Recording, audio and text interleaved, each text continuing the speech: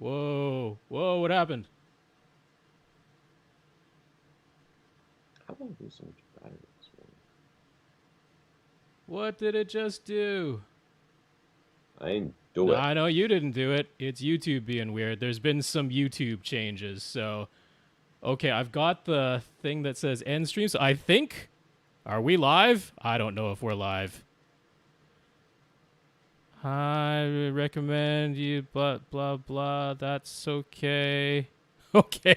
Okay, well, this is a very weird beginning, folks, but YouTube made some interface changes that's throwing me for a slight loop, but it looks like we're live. Tried some settings changes that hopefully make our stream a little bit more stable. So, in case you couldn't have figured it out already, this is the behind-the-scenes version where you're just getting the live stream. There will be a completed version that posts later in the week that, at the very least, has cleaned up audio and times in the show notes for each person's questions. And, yeah, that's all looking okay. So I think I've warned everybody. Okay. There we go. That it? Yep. Do I look askew, like I'm angled a little bit, or does it look straight? Well, depending on how you cock your head, but where you just left off, it looks straight on my camera. Do I look straight right now? It looks straight up and down on my camera. So weird. It's going to drive me nuts. I can't see it. Whatever. Welcome to another edition of AV Rant. I'm Tom Andry, and I'm here with Rob H. This is AV Rant. It's your home theater and AV questions answered. And YouTube made some sneaky changes there last week. They tried to by default insert mid-roll ads in everybody's videos because they changed the defaults without telling anybody or putting a little pop-up or anything like that. So thankfully, it was caught and shouldn't have had any mid-roll ads in our YouTube video last week. But yeah, that's YouTube. They are monsters. But here we are anyway because it's the easiest way to stream live for me because I don't know how to do anything. Yeah, we're going to have to switch to like Zoom or something. Well, one of those. Just have to. Laziness keeps me here. But anyway. That's right. Inertia. Oh, absolutely. Definitely. Why change the thing I'm doing when the thing I'm doing is still working? Pretty much. No matter how much I know, no matter how inconvenient. I believe that is YouTube's strategy at this point. It is. All right. Well. Yeah. This is AV Rant, the podcast that answers your home theater and AV questions. To get your questions answered, all you have to do is ask. Excuse me.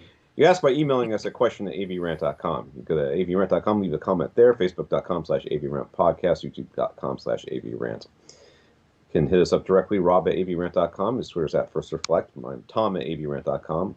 Email I have not checked since I got a new computer. I am terrified to try to transfer over all those emails from my Mac to my PC. I like every guide I've read that tells me how to do it. Just sounds like, oh yeah, all you gotta do is do this, and then do this, and then download this tool, and then do that, and then do this other thing, and then it's fine. All you gotta do. What could possibly go wrong with something like that? Well, I've got like 4 different email addresses all going into the same email box, and then I've got like extra email boxes that I've just used as sort of a sorting method, and I don't know how any of that. It sounds like I have to do each one of those individually, which just sounds like more work than I'm willing to do. Like, just well, so what I should you got last week's show notes somehow, so that much worked. That much reached you. Oh yeah, it's because you sent it to my Gmail account as well. That Gmail account I get everywhere. It's a backup. So. AVRant, Tom at avrant.com, Twitter at First Reflect. No, I'm at AVRant_. You are. All right, let's talk about our listeners of the week. To become a listener of the week, you can support the podcast in some way. One of the ways you can do that is by going to patreon.com/AVRant Podcast and signing up to be a continuing subscriber or a continuing supporter of the podcast. Every month, they'll take some money from you and give it to us. We now have 124 patrons, down from 125 last week. Number 125, where are you? That's right. We miss you. And your $1 a month. Somebody saw the charge appear on their statement there at the beginning of August, and like, oh crap, I didn't mean to keep giving them money. But for the people who do intend to keep giving us money, we appreciate it very much. Over at patreon.com/AVRant Podcast, if you'd like to sign up for an ongoing, continuing monthly donation. And if you let us know that you're one of our subscribers over there, we will mention you in the podcast. So to do that, we will mention Carl, Tom, not me, different guy, and Nelson. So thank you, Carl, Tom, Nelson, and the other 121 patrons over at Patreon.com. For sure, Carl, Tom, Nelson, thank you for being amongst our 124 patrons. And if anybody would like to make a one-time donation and they don't want it to automatically continue every month, you can do so via PayPal, which you can reach by coming to our website, AVRant.com, and over on the right-hand side, it says Support AV Rant with a picture of a cup of coffee, and that'll take you to PayPal. So no PayPal donations this week, but if you'd like to do that, that's how you do it, AVRant.com. If you can't support us financially, we completely understand. So just tell us what you did to support us, and we will mention you. So Carl bought a refurbished Denon X8500H receiver from Accessories for Less and let them know we recommended them. His X7200WA is up for grabs. If an AV Rant listener is interested, he has it listed on eBay. So we'll have that link in the show notes, which will hopefully be still available. Should be. When you Should be, at least during, well, hopefully by the time I get up the video version, if nothing else. But yes, Carl, congratulations on the purchase. And thank you for mentioning us to Accessories for Less. Speaking of which, Philippe bought a Denon S750H from Accessories for Less and let him know it was based on our recommendations. So thank you, Philippe. Yes, Felipe, thank you very much. Congrats on that purchase as well. And thanks for talking us up to Accessories for Less as well. There's got to be, we need an accent over something to make me know whether or not it's Philippe or Felipe. It just feels like there should be some sort of visual representation. Well, we probably got it wrong either way, so there you go. I think so. Yeah, it's probably Philip. Philip with an E at the end because my mom was fancy. Don first got the 43-inch Samsung Q60T that we recommended for his RV a little ways back. The extra 0.1 of an inch was not an issue, and it looks great. He has decided against a sound bar, which is what we both recommended because the speakers are like in the most bizarre places ever. Right. He picked up a lower model Denon receiver, which fit nicely thanks to being not as deep front to back. And now he has emailed Gary Yakubian at SVS and told him he knew about them from us to see if any of their speakers might work in his setup. I still feel like I don't remember how big his little openings were, but I feel like the small ones. What are they called? The Prime satellites?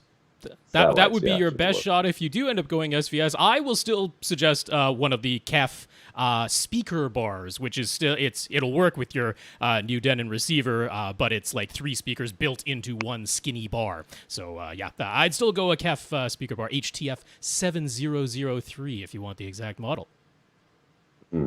He's not going to buy it. So we got some notes of gratitude from some of our listeners. So Carl says we make his hour-long commute a cakewalk, which, I mean, at least twice. It's a 2-hour-long podcast, so I just kind of feel like maybe you're either getting one time wrong or the other. Nelson, who says he's having a hard time keeping up with the podcast because he doesn't have a commute anymore during the pandemic. All the more time to sit around and listen to us. That's right. And Tom Gurinder, Andrew, Daniel, Aris, and Art all say thank you for keeping the podcast going. And Philippe, depending on how you want to say it, he's been catching up on episodes while the temperature outside is 116 degrees Fahrenheit and 46 degrees C in Phoenix, Arizona. I have been to Scottsdale, Arizona during a heat wave. So, sir, the thing that stunned me more than anything was that the restaurant my friend worked at, this was a long, long time ago, the restaurant my friend worked at, he had coworkers that were biking to and from work. Mm-hmm. I'm like, how do they do it? He goes, well, they bring a change of clothes. I'm like, I'd have to bring a change of skin. I mean, I don't know when I would stop sweating from 100. I think it was 112 when I was there, and it's just I ridiculous. Think 116 sounds hot enough to me that I'd be past the point of sweating, and I'd just be instant heat stroke. I literally don't think I could survive that. But I will say the names again: Carl, Nelson, Tom, Gurinder, Andrew, Daniel, Aris, Art, and Felipe. Thank you very much. It was really nice. So many notes of support and gratitude this week. Super nice to see that. And thank you to everyone who continues to listen and send in questions. It's really nice to have that community going.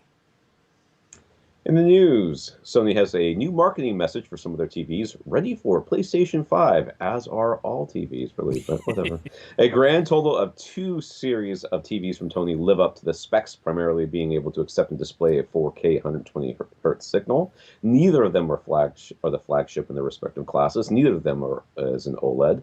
And neither of them is actually ready for PlayStation 5 yet. So they're supposed to be getting firmware updates to actually do the 4K 120 hertz thing. So, but they don't do it right this second as we're recording the podcast.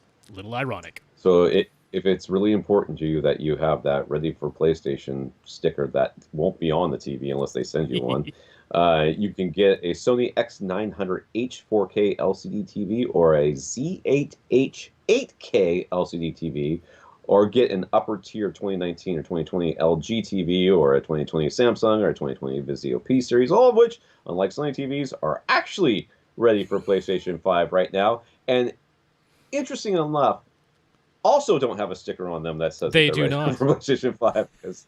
They probably have to pay to get the sticker if they want it. Wouldn't shock me. I don't know. I can't. I can't imagine somebody going to the store and seeing a ready for PlayStation 5 sticker on a box and saying, oh, I guess I have to upgrade my TV if I want to get this new PlayStation. I just can't. I'm sure somebody's done that. Samsung and Xbox seem pretty buddy-buddy, so it wouldn't shock me if they had some kind of sticker on there saying, like, ideal for Xbox Series X or something like that. Wouldn't shock me. So Samsung is Korean and Sony is Chinese, is that right? It's or Japanese. Japanese? Sony's Japanese. Japanese. Okay. Whatever. I don't know that has anything to do with anything. I was just trying to remember. Probably not these days. I think it's just, I'm not even going to go there. Netflix is officially moving ahead with offering variable playback speeds on all of their streaming video content, but only on mobile Android devices for the moment. You have to manually change the playback speed of every video. It'll always default back to 1 times, the normal playback, with each new video that starts playing. That was to appease content creators who complain that they don't want their work altered, but the National Association of the Deaf and the National Federation of the Blind approve of these options, as it can be helpful to be able to slow down subtitles or to speed up audio to the pace that someone is used to if they frequently use text-to-speech programs. So they have 0.5x, 0.75x, 1.25x, and 1.5x are the available options, and the pitch of the audio will automatically be correct. As support for iOS will enter testing very soon, as well as browser support, but TV and set-top box apps won't be getting it anytime soon, if ever. We were watching Hamilton again over the weekend, and while we were taking a break for somebody to go to the bathroom or something, I scrolled up the audio options just to see what it said, and they had descriptive text on a descriptive text option. So the kids were asking me about that. I'm like, oh, that's when when you're blind and you want to watch something, they have descriptive text. Deaf. Sorry, they have no, blind. Right? Isn't it blind? Descriptive text is the audio. It's the audio. Oh, it's the audio part. Okay. Yes. Sorry, I was thinking. Tells you what's happening on the screen. Yeah. Right. So, subtitles was a different category. So the descriptive text, I'm like, I have no idea how you could possibly do this during Hamilton. Right. So be able to slow stuff down like that actually sort of makes some sense, but I can't imagine listening to Hamilton in like slow speed. It would just be weird. But yeah, I've turned it on before accidentally, and it's very interesting to experience that and to realize what other people have to go through. I have a friend whose daughter is pretty deaf. She's not all the way deaf, but she's pretty deaf, and she has some hearing aids that work better with some frequency. She can hear my voice, but low voices are easy for her, so she likes talking. Yeah. So because she's like, I can understand you, but she reads lips like perfectly. Which is killing her during the pandemic because everybody's wearing a mask. Right. So she went from being able to kind of pass, by reading lips to, really having to struggle. So I don't know. This has nothing to do with anything. No, well, she's a very sweet girl, and everybody should realize that there's people out there that are having harder times than us, and we're just so busy being self-absorbed that we're not thinking about Well, I that. think it was So there you go. valuable to have that input because, when the creators were reacting initially, and it wasn't like every creator in the world, but some were speaking Sure. out. And you know what? I understand the initial reaction of, hey, we put time into this. We're not keen on somebody watching it at 1.5 times speed. That's not the way we intended it. But I don't think they were thinking Right. about how it could impact somebody who is hard of hearing or has vision loss. So yeah, it's an important thing to consider. I mean, YouTube's got this, so it's not like it's unusual to have this on a video streaming service. And yeah, I think it's a good move by Netflix, and I don't mind it because there are plenty of shows on there where I'm like, yeah, I don't care enough that I would just like to get through this quicker because I wouldn't mind seeing the plot at a faster pace. Yeah. So I've been watching The Umbrella Academy. Uh-huh. I started that with my son. I've watched the first 2 or 3 episodes. I can't remember. Boy, talk about needs to be sped up. I kind of like where it's going, but and Dark was the same way. If you've seen Dark, that's the Norwegian, I think. I'm probably Scandinavian. I don't know. Sort of Stranger Things, but with lots of sex. Okay. So that's a... And that's another that series. I was just like, dude, can we just get to the point? Like, I literally do not care about it. Nothing's happening. Can something happen, please? Anyway, all right. So yeah, I can understand the content creators saying no to me for just like wanting to speed up their content because I'm bored with it. But I'm interested enough that I just don't want to spend an hour getting through all That's of right. this. But not thinking about other people who actually need to slow it down or speed it up for other reasons. It makes a lot of sense. I got some comments from listeners here. Andrew, our spaceship model spaceship maker. Speaking of which, mine is so dusty from all the construction that's been going on. I just saw it as I was running. I'm like, how am I going to clean it? Like, I'm afraid to break it. I don't want to break it. I don't want to like just run water over it. No, I don't think so. That seems really bad. So maybe compressed air with a horn instead of a straw. I don't even know. I don't know what I'm going to do. I'm very distraught about this whole thing. So Andrew says, for Raul from last week, who said it wasn't easy to find Rockwell insulation where he lives, we said he could just use any type of house insulation, but just be careful with the frame and backing to prevent the insulation from sagging. Andrew suggests an inexpensive way to hold soft insulation in place is to make a rectangular grid out of corner bead. Corner bead. That's the so it went before you put or once you have put your drywall onto the framing, but before you mud and tape, you get the little metal thing that goes on the corners, the like the outside corners. Yeah, it's like the really thin piece of metal that you secure on there to harden the corners of your drywall, and then you mud and tape over that. Okay. So, yeah, corner bead. He says you can use 4 vertical pieces to create stiff corners for the insulation, and then cross pieces can stick into the insulation like low shelves to prevent it from sagging. For Wesley, who says he has his TV on about 14 hours a day playing podcasts, Tom mentioned that there's typically a way to turn the TV screen black so that it isn't showing a static image the whole time. Andrew has noticed that most TVs include a voice assistant of some kind these days, and commanding it to turn off screen usually works. It definitely does on LG OLEDs, at least. Many TVs also have a built-in screensaver, and similarly, telling the voice assistant to start screensaver usually works. I will say that I have seen quite a few, and I'm talking about older TVs, that will have some sort of like blue screen they use for calibration and stuff like that. I imagine you could turn that on as well.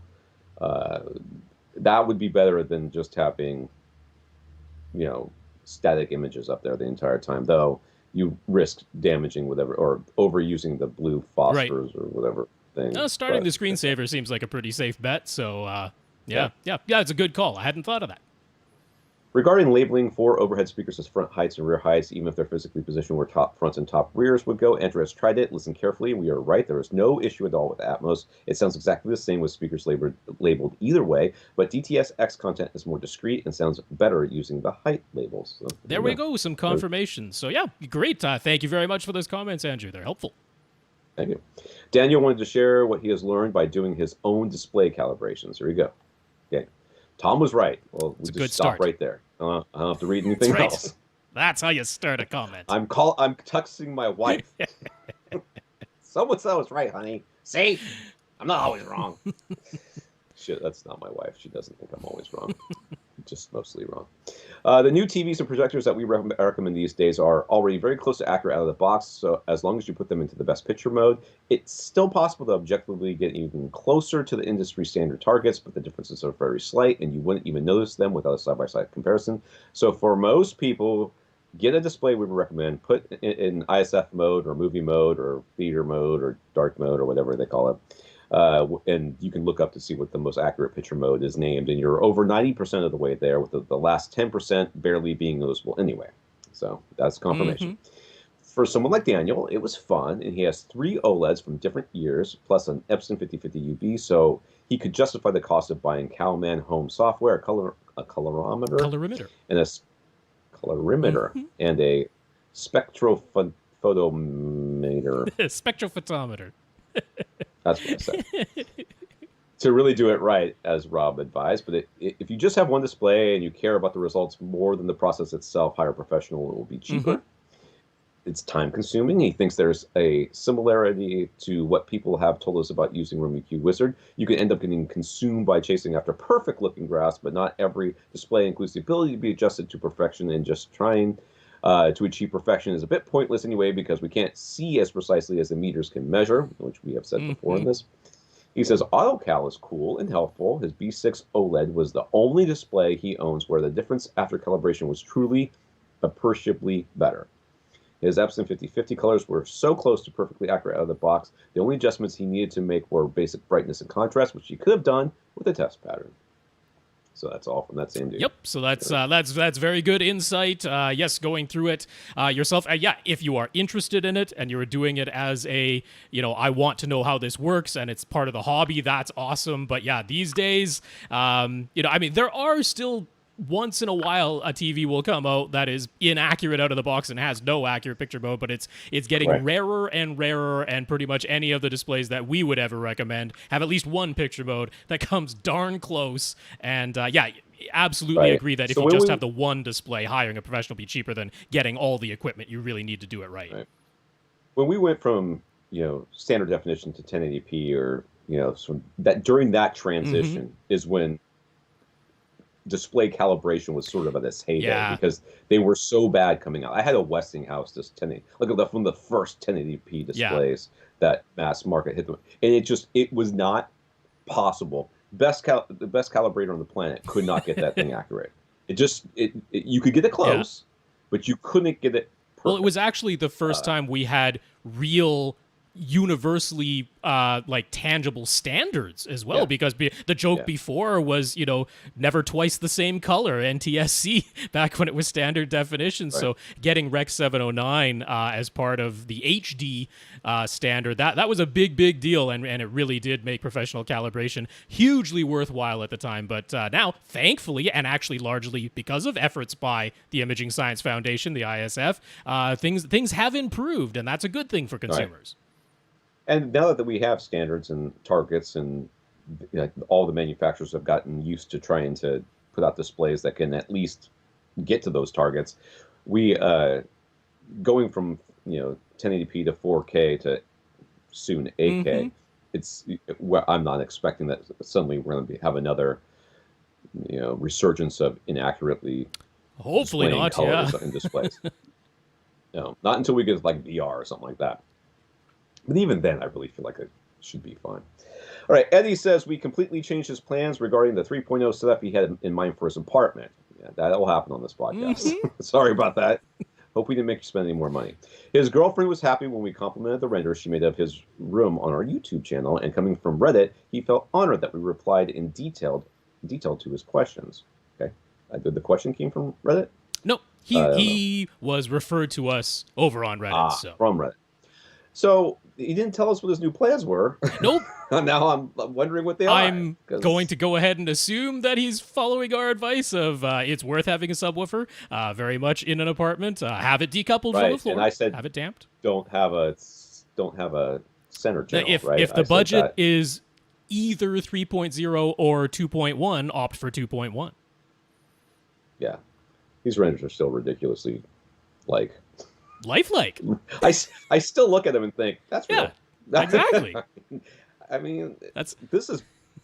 I was was watching something the other day with my son, and it was a newer movie too, and I was like, man, the special effect. Oh, that Fantastic Four, the Oh, right. Fantastic Uh-huh. phenomenon, and these renders are better than the special effects. Should have hired It's like Eddie's girlfriend to take Superman's mustache off. Eddie's girlfriend. I think that she needs her own name, and we don't need to define her by Eddie. Eddie, we need to know your girlfriend's name so that we can compliment her, personally, because she deserves the credit. Mm-hmm. Not, we think that she should do all the special effects for Fox. Is it Fox? Was it Fox? I think it was Fox. It would have been if it was Fantastic Four. It would have been at the time. I can't wait till Marvel does the Fantastic Four. Yep. I can't wait till they do it. That is definitely going to happen.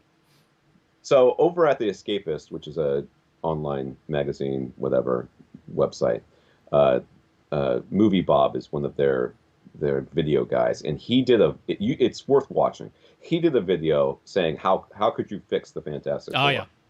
After this was, I think, before this other movie that came out. I think it was after they basically let the other 3 movies die.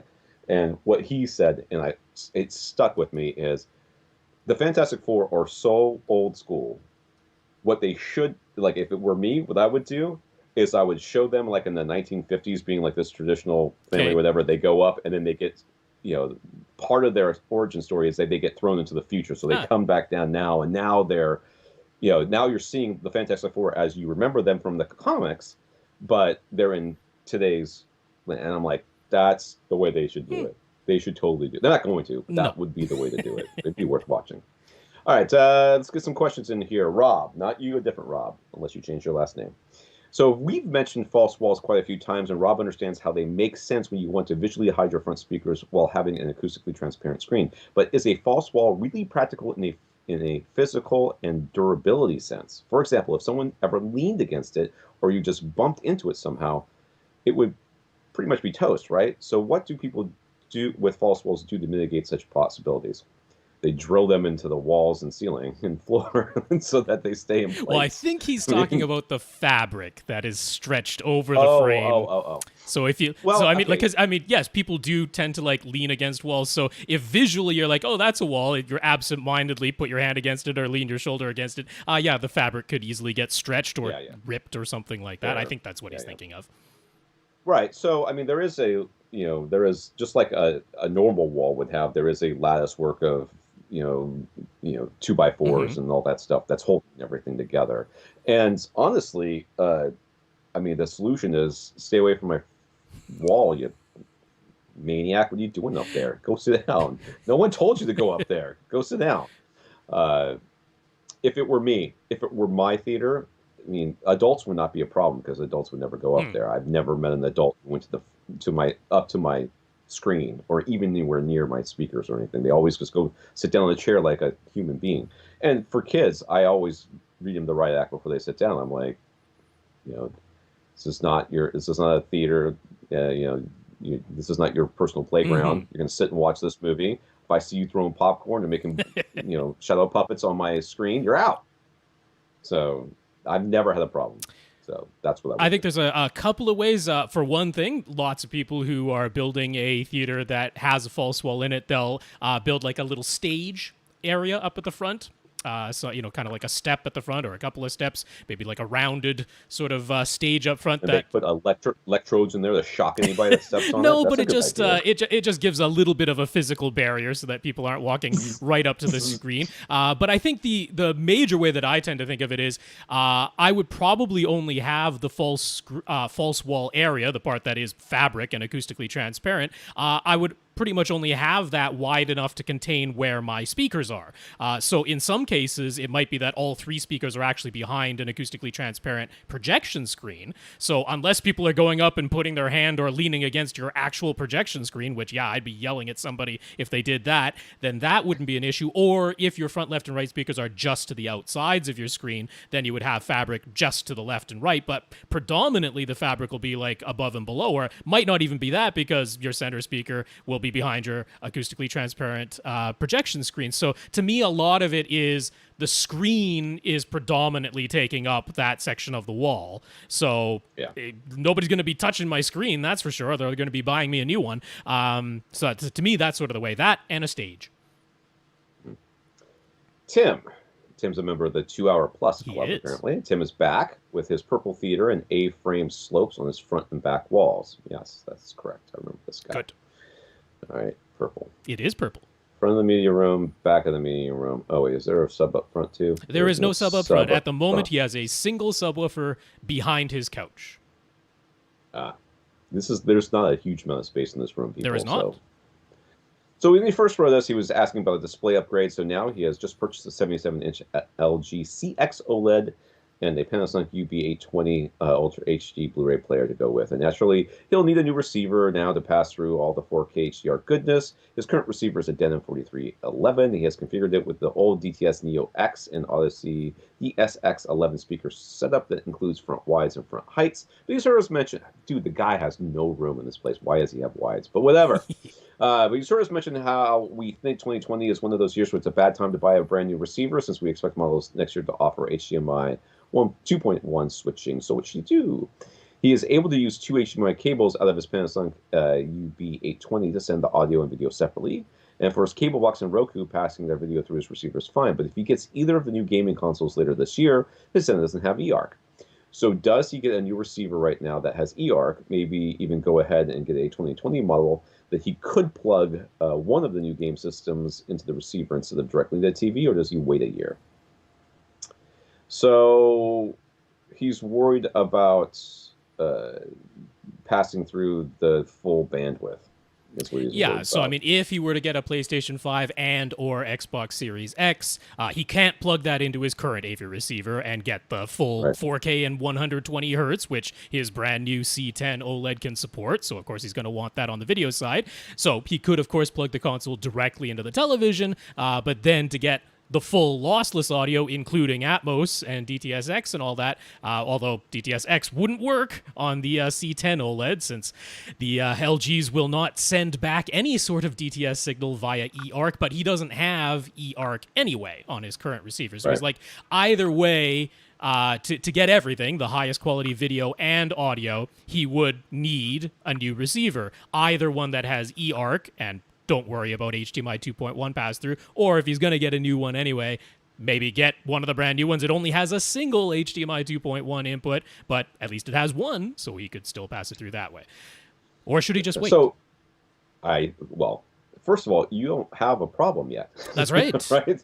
I mean, currently right now you have no issue because the Xbox Sex, or whatever they're calling it, and the PS5, which I can't make fun of because they have a rational, normal naming system, haven't come out yet. So this is a hypothetical. By the time they actually come out and you actually get around to purchasing them, you might actually have options for new receivers. So there's that. It seems unlikely that any other brand is going to have a different HDMI 2.1 chipset that allows for switching, but we don't know for sure. It is a possibility. Until things are official, we don't know. I would certainly at least wait until the game consoles actually are here. There's every possibility that if you don't get your pre-order in the instant they become available, you won't even be able to get your hands on a PlayStation 5 or an Xbox Series X anyway, because we are expecting there to be shortages at the tail end here of 2020. And if you, unless you really, really want it and you're going to be like watching it like a hawk to make sure you get your pre-order in, there's a chance you won't even get one. So I would definitely not worry about your receiver upgrade until you have brand new console in hand. Now, if and when you do, there certainly are options here. I would be inclined to just wait, because I am fully expecting that next year, 2021, we will see AV receivers with HDMI 2.1 switching. So we're talking about waiting maybe 6 months with your current audio setup and living with just using an optical connection to send 5.1 audio for the time being from your games, knowing that ultimately you're saving more money versus buying right now and then also buying again in just a couple of years or something like that. That's sort of the way I feel about it if you're willing to go along with that. So what is he giving up? This is the real question. This is what is he giving up? The full bandwidth, 4K 120 hertz. Is that what he's giving up? He's getting by not upgrading his receiver. Or is he giving up 4K completely? Yeah, assuming that he would go for the highest quality video from the game console, which would mean plugging it directly into his TV. What he would be giving up would be lossless audio coming back from the TV into his current AV receiver. He'd have to use optical or regular ARC. He could use regular ARC. Right? What if he? So if he plugged everything into this current receiver, what he would have the full audio. He'd have the full audio, but he couldn't pass through the 4K 120 because he could pass through 4K 60. 4K yeah, he should 30? He should be able to do 4K 60. Man, I'm just not seeing that this being a humongous issue.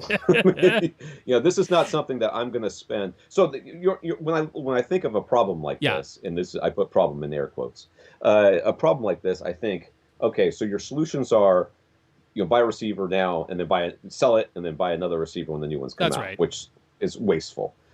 Then I see, okay, we'll get a switch or get some sort of splitter that you can put your HDMI into and then split out the audio. That is the other, because you could get an HD Fury AVR key, which would separate the audio and video, so you could send the audio just to your current AV receiver, full lossless, not Atmos or DTSX, because your current receiver doesn't do those, but full lossless audio with the full video signal. Although, no, wait. That isn't a solution for 4K 120 because the AVR key is HDMI 2.0. We don't have an HDMI 2.1 device for that yet. So, okay, we forget that. Scrap that idea of using some sort of outboard splitter. Well, let's just pretend that there is a splitter that can do such a thing, and it's still going to cost, a couple $100 at least. That's just, to me, is a humongous waste for 6 months. Yeah. Just to get, 4K 120 instead of 4K 60. Yeah.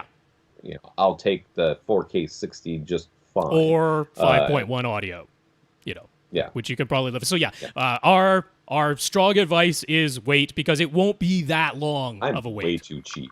Way too cheap. No, but I mean, you gotta look at. I mean, if you've got all the money in the world, money burning a hole in your pocket, then sure, by all means, go ahead and get a 2020 Denim Rants, and if you're willing to upgrade it because you're like, hey, next year I have both the PlayStation 5 and the Xbox Series X, and I want to be able to switch between the two, so you get a brand new receiver a year from now. If you got that kind of money, go ahead. I mean, that's no problem on our end. But assuming that he's looking for long-term value, then waiting the extra 6 months is the way to go.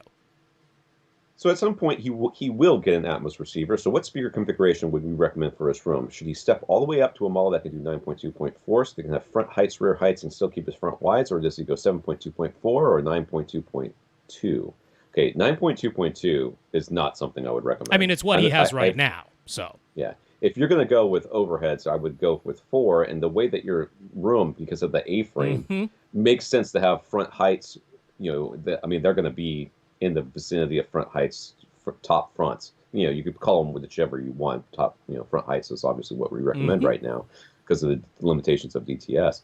But front height, rear heights. And if you absolutely have to have wides, well, then I guess 9.2.4, though they don't always work properly.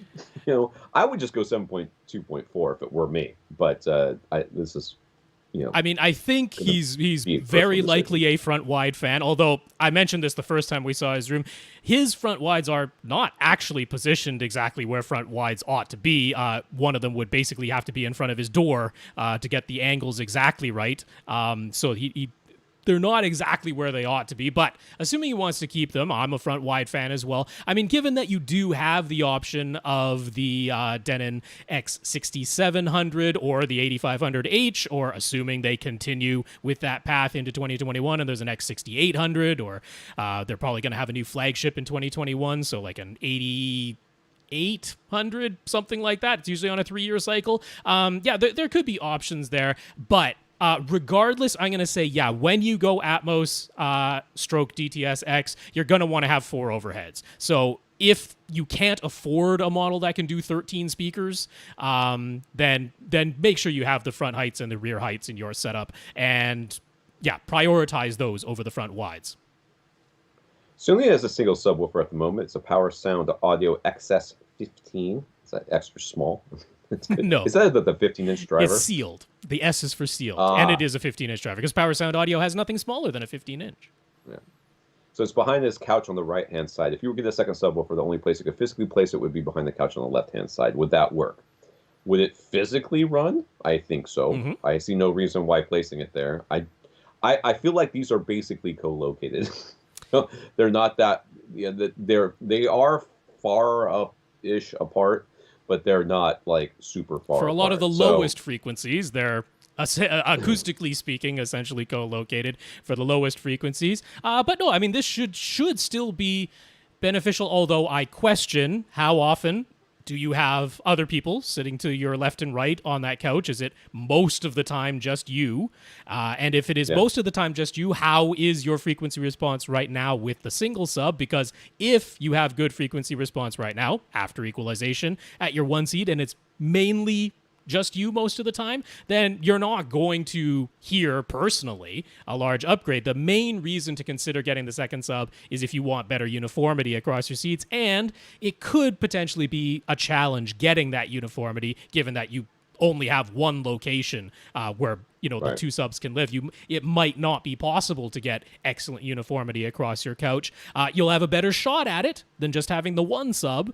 But, maybe consider, the type of subwoofer. This room just doesn't seem like it justifies having two subwoofers. I mean, he's got to be crushing this room with the one that he's got. Oh, most likely. But at the same token, maybe he has a hump or a null that he has difficulty with right now that, you can't solve if you're not able to move the single sub that you have. So it's a qualified, what I would suggest is getting a subwoofer that you can return for a full refund with free shipping both ways so that you can try it out, go through the arduous process of gradually turning the phase knob and listening to sweeps over and over and over and again until you're close to madness and probably convince yourself that it's worth it just to, justify having gone through it. But yeah, I would say a qualified yes to give it a try.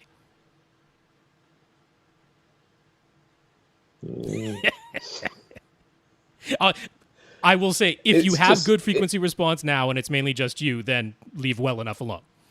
Yeah, I would. I mean, it's a 3-seater couch. And, I mean, a 15-inch sub basically takes up most of one seat. Yeah.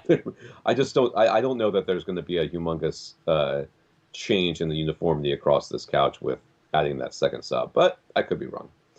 If you want to give it a try, of course, do. Mm-hmm. If you're asking me if I think it's going to make a massive difference in your room, I think it might make a difference. I don't know that it would be good or bad.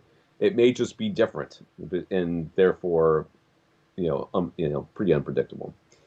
I have to scroll. Okay, he looked up the suggested picture settings for a CX OLED over Ertings. Ertings. They want to say ratings, but they took out the A. It's their fault. They capitalized both the R and the T, so they got this coming. They actually seem a bit sparse, so they're more detailed settings that you have to look up somewhere. I'm guessing no. I'm guessing that's fine. I guess out of the box it looks pretty good. Yes. There are at least 3 picture modes in the C10 OLED, all of which are really, really close straight out of the box. The most accurate is filmmaker mode.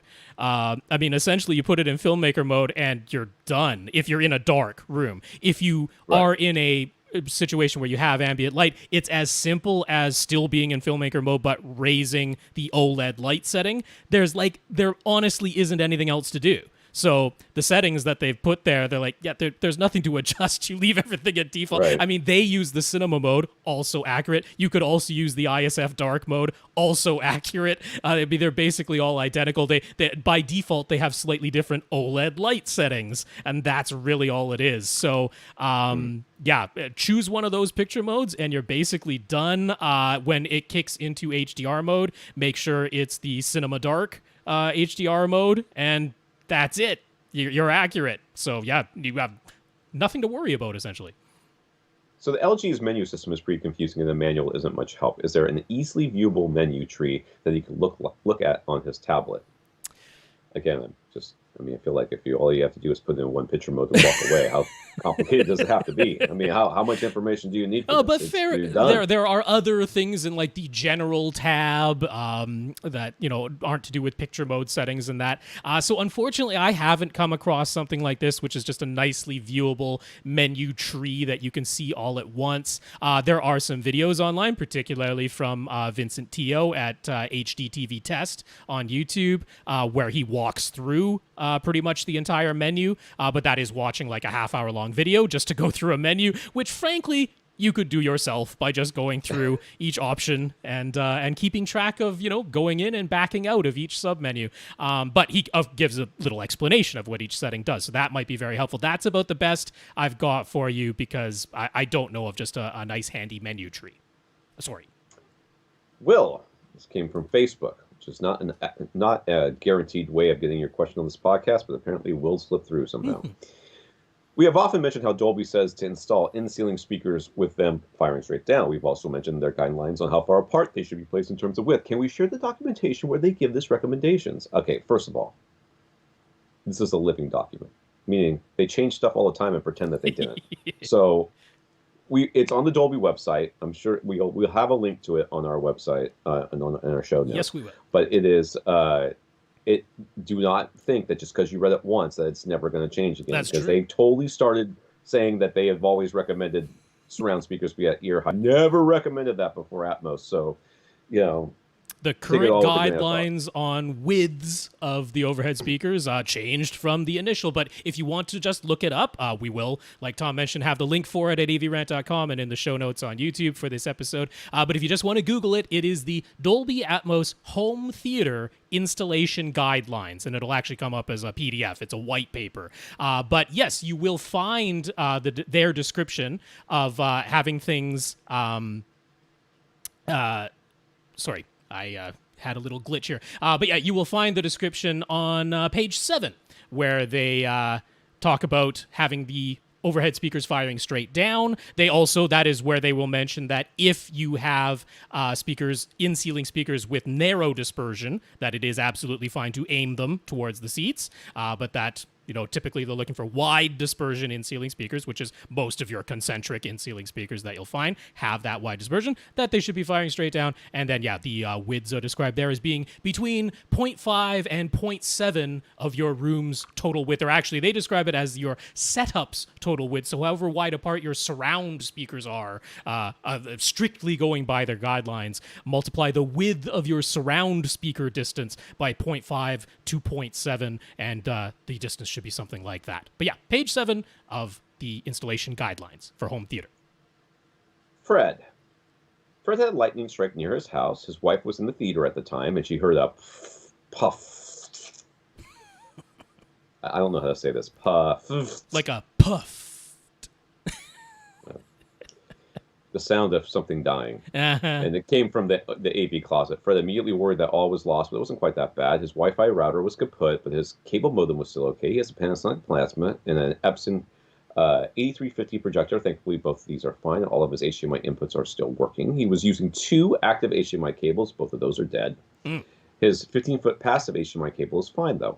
The worst damage is his Denon X4300H receiver. All of the audio sections still seems to work fine, and the HDMI inputs seem to work, but all of the HDMI outputs are non-functional. A factory reset did not fix it. His plasma, his AV receiver, and his 2 SVS SP2000 subwoofers were all plugged in directly into wall outlets. Everything else, the projector, the Shield TV, Blu-ray player, and various hubs were plugged into an APC back UPS 550 unit.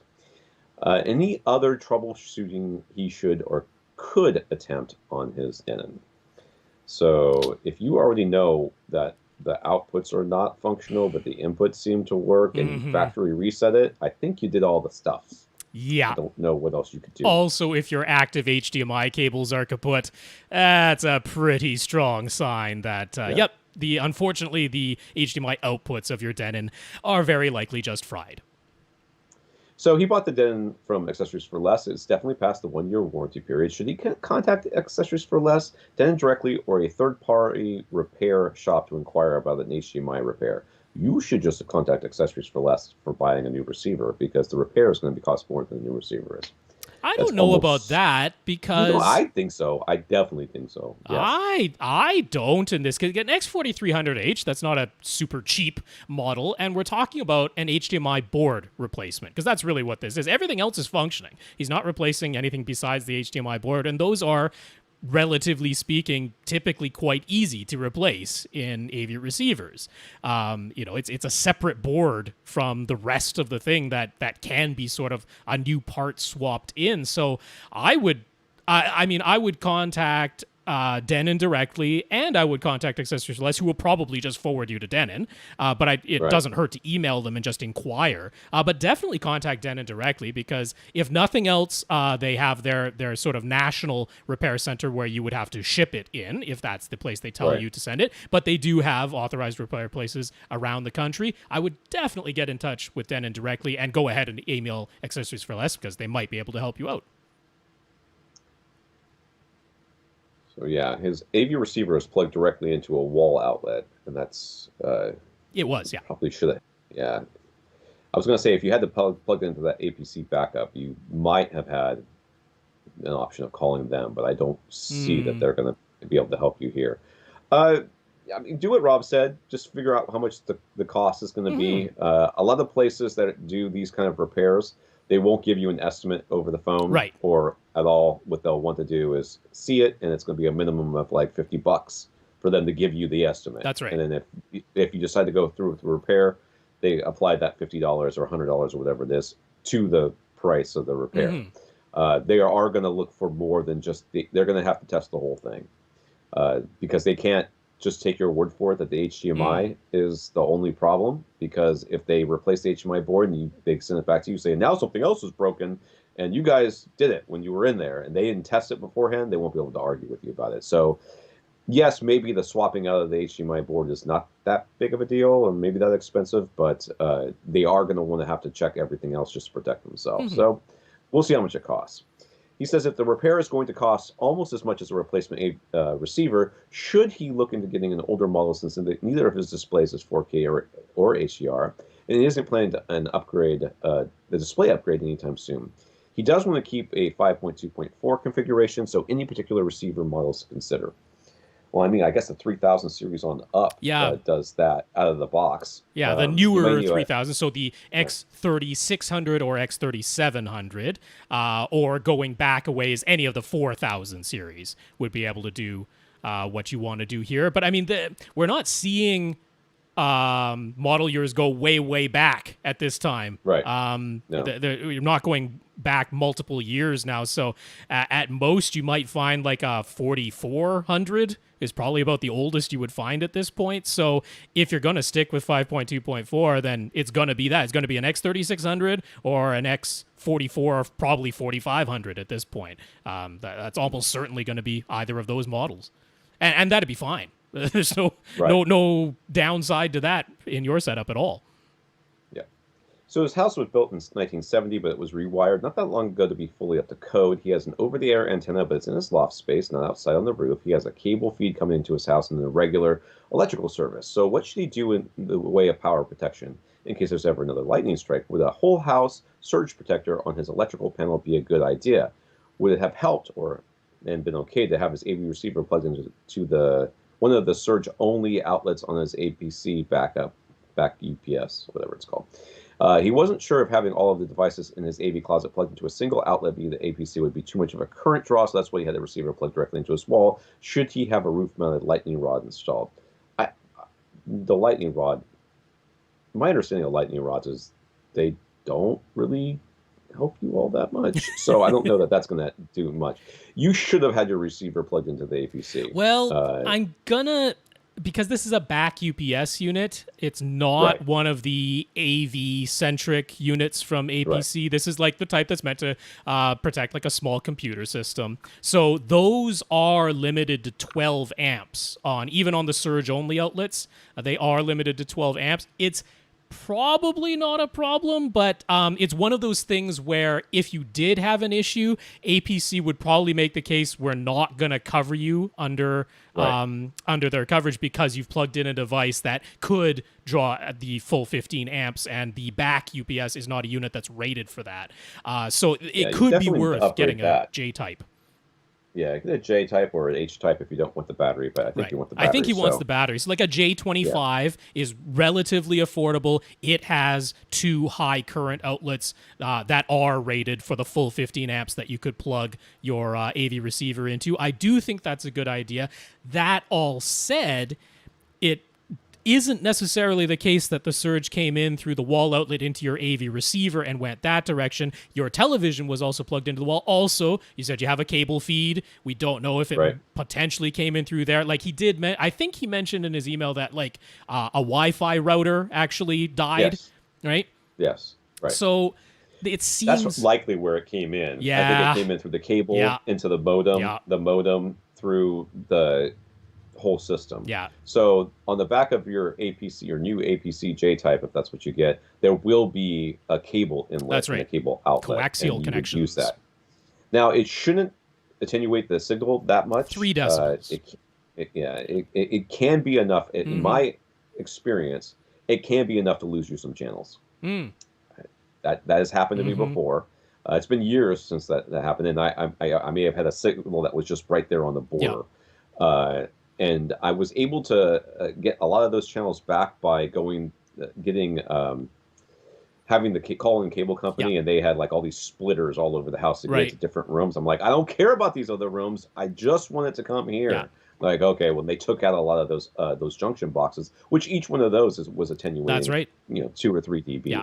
So you may plug it in and it's no problem, or you may not. But anything that's going into your theater, if it's not plugged into one of these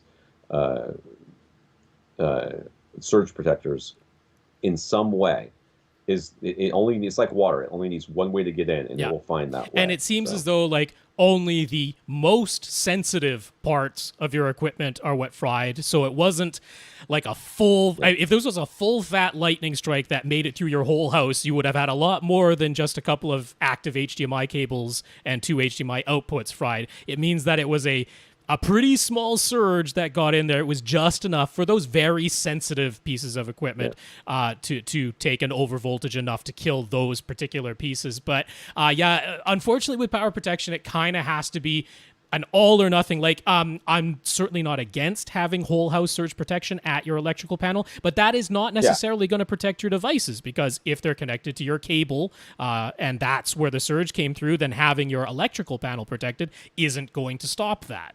So it has to be all parts, all wires, everywhere that a surge could come in. All of it has to be protected. I don't think you need a lightning rod. It doesn't sound like you're in a location where you're getting lightning all the time. This is a rare occurrence that happened to get you, but I don't think that's the way to go here. I'm certainly not against whole house surge protection, but I don't think that you necessarily really, really, really need it, because again, it's not a solution that guarantees you're protecting everything. It's mostly about having everything routed through that APC, including your cable connection. Well, and the reason why we say that it's okay to plug subwoofers directly into the wall is oftentimes people are just using regular surge protectors, and they limit the voltage, and the subwoofer will draw more, it will draw the full amount sometimes. And they have fuses. And second, they have fuses. So they should be protected. They should, that fuse should break before the surge gets to anything else. But your AV receiver, your modem, your TV, they don't have that protection. So that's why we need you to plug all those things into protection. All right, TAP. First up, TAP says that all the help we've provided him over the past couple of years has led him to helping a couple of friends with their setup. So he's had a taste of what it's like to be on the A side of the question, the Q&A, and it's a slippery slope. But he has some questions for us. I bet he has some friends who have some questions for us. There you go. A couple of years back, Best Buy had a sale on some Sonos outdoor speakers and the now discontinued Sonos Connect amp. He used them to provide sound for the Samsung TV out on his covered patio. Unfortunately, the Sonos Connect amp only has analog RCA inputs. And he has and he only has an optical connection coming out of a Samsung TV. So he ran that optical connection to the Yamaha receiver in his family room, then used the Zone 2 pre-outs to feed the Sonos Connect amp. It's even a bit more complicated than that, since he was already using all the available optical inputs in his Yamaha, but an optical to coax converter took care of that. So even though the connection path is convoluted, it all functions perfectly fine. But now he would like to add a second pair of speakers outside, and he would like to have the option for them to play the same thing as the outdoor TV speakers or a different source. Mm-hmm. So do we think he should buy another Sonos amp? There might be issues there because the current version of the Sonos amp uses the new Sonos S2 platform, and the Connect amp that he owns is the ZP120, so they wouldn't work together, correct? Should you get another Zone 2 receiver? What's the best solution? I cannot tell you that I understand what the heck he's talking about. Right, so Sonos basically has a second generation, like their software platform. They've updated that, and not all of their previous products work on the new S2 software platform. He has what they were referring to as the Generation 1 Sonos Connect amp, and it will not work on the new S2 platform, whereas if you were to buy a Sonos amp today, it would be on the S2 platform. So that is not really a solution. Also, I don't think it's the way to go here to do all the things you want to do. Now, I mean, my first thought when he said this was he's on Yamaha. That was on our advice because Yamaha has MusicCast, and he wanted a whole house system that could work, that he could control himself. So we said MusicCast is a great way to do that. So all of his AV receivers throughout his house are Yamaha and on the MusicCast system. And Yamaha offers a MusicCast amp, which is very similar to the Sonos amp. It's a small little Class D stereo device that works on the MusicCast platform. Same idea, wireless whole house. But it's $500. And for well less than $500, you could get a new AV receiver, which would allow you to do everything that you want to do. Now, to me, there's not really a strong reason why you'd have to get a new AV receiver that does Zone 2. Because to do that, you actually have to go up in Yamaha's lineup to the RXV.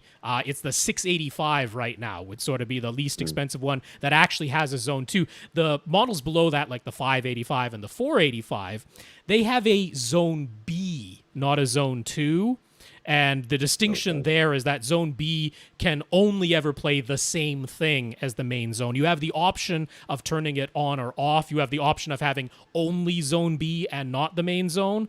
But if you have both the main zone and Zone B turned on, they will always play the same thing. And he's saying he wants to play different things. So for a true Zone 2, you'd have to go to the RXV 685. Now, you can get that for $450 over at Accessories for Less, which is less than the little dinky 2-channel Class D MusicCast amp, so it's still the better deal even if you do that. But he said the setup he has right now is already working, and he can send whatever he's listening to in the family room and Zone 2, which is presently going through his Sonos Connect amp, he can send that via MusicCast to another Yamaha receiver, like a really cheap one, like the 485, which you can get for $300.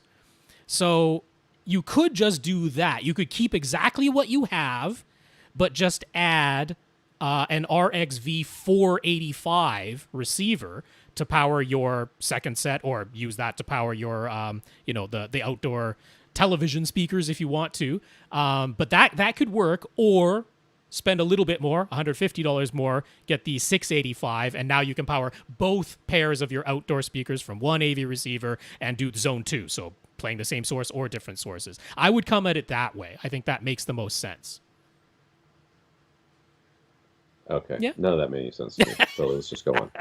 So he likes the Sonos outdoor speakers, but he isn't crazy about their normal $550 price per pair. He could wait and hope they go on sale again to get another pair, but if he were to buy something else right now, what would we recommend? He already bought and returned a pair of Klipsch outdoor speakers, not because of their sound, but because of their looks. He wants speakers that are pure white finish, and the Klipsch are off-white. What we can say, this is outdoor, right? This is outdoor. We always recommend Yamaha outdoor speakers. And he's already got lots of other Yamaha. I know, yeah, really. We're going to say brand specific here. consistent here. My parents had. I recommended the Yamaha outdoor speakers for them many moons ago. I think I got the 6.5. Yes, I would at least get the 6.5. The 5 1/4. They were plenty loud. Oh yeah, plenty. Yeah, and they're they're weatherproof, so I would recommend them. Oh, absolutely. Yeah, I've got zero qualms recommending Yamaha's outdoor speakers. Now, over at Best Buy, they have the AW390s. Now, they're on sale right now, $130 a pair, so I don't think that price is going to be any sort of a problem. We will vouch for the sound quality there. I will just say it might be worth just going to Best Buy to see the finish in person, because you'll be able to see the finish that way, even if it involves buying them and returning them if they don't have a demo pair for you to see. But just to make sure the white finish on those is sufficiently pure white for you and not an off-white color. If you want some Yamaha outdoor speakers that can play even a little bit louder and I think are a little bit nicer. I prefer the sort of wedge-shaped ones, the AW592s. Yeah.